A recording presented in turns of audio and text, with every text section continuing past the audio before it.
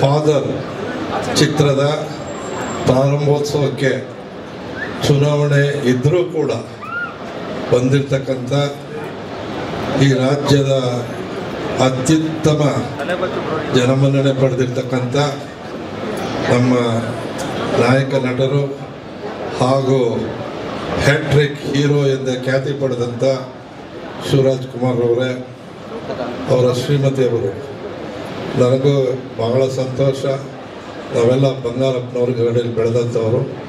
ಅವರ ಸುಪುತ್ರಿ ಗೀತಾ ಶಿವರಾಜ್ ಕುಮಾರ್ ಅವರೇ, ಈ ಒಂದು ಚಿತ್ರದ ನಾಯಕ ನಟ ಡಾರ್ಲಿಂಗ್ ಕೃಷ್ಣರವರೇ, ಹಾಗೂ ವೇದಿಕೆ ಮೇಲಿರ್ತಕ್ಕಂಥ ಈ ರಾಜ್ಯದಲ್ಲೇ ಬೇರೆ ಕ್ಷೇತ್ರದಲ್ಲಿದ್ದು ರಾಜಕೀಯಕ್ಕೆ ಬಂದು ಸ್ಟಾರ್ ವ್ಯಾಲ್ಯೂ ಪಡೆದಿರ್ತಕ್ಕಂಥ ಪ್ರದೀಪ್ ಈಶ್ವರ್ ಅವರೇ, ನಿರ್ದೇಶಕರೇ, ಹಾಗೂ ಎಲ್ಲ ನನ್ನ ಆತ್ಮೀಯ ಚಂದ್ರೂರವರ ಸ್ನೇಹಿತರೆ, ಬಂಧುಗಳು, ಭಾಳ ಸಂತೋಷ.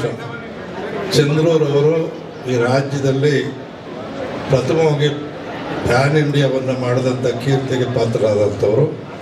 ಭಾಳ ಸಂತೋಷ.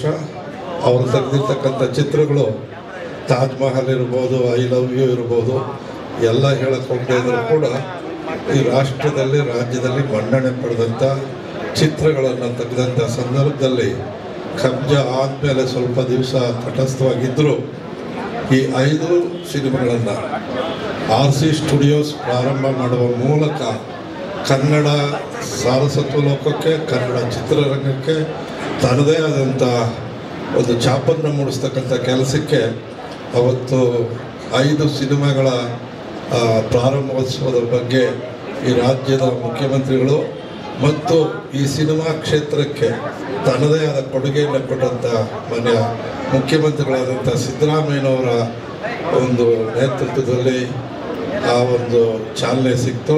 ಇವತ್ತು ಅದರ ಪ್ರಥಮ ಭಾಗ 5 ಚಿತ್ರಗಳಲ್ಲಿ ಮೊದಲನೇದು ಫಾದರ್ ಇರ್ತಕ್ಕಂಥ ಚಿತ್ರ. ನಾವೆಲ್ಲ ಇಲ್ಲಿವರೆಗೂ ಮಾತೃದೇವೋ ಭವ, ತಾಯಿ ಮೇಲೆ ಭಾಳ ಚಿತ್ರಗಳು ಬಂದಿವೆ. ಇದು ಒಂದು ತಂದೆ ಮೇಲೆ ತೆಗಿತಾ ಇರೋ ಚಿತ್ರ ಅಂತ ನನಗೆ ಸಂತೋಷವಾಗಿದೆ.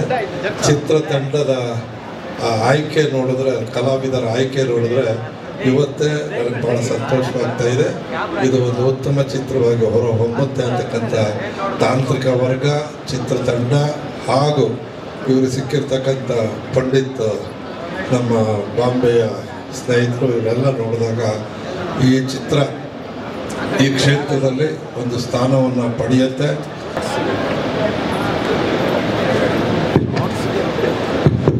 ಹಲೋ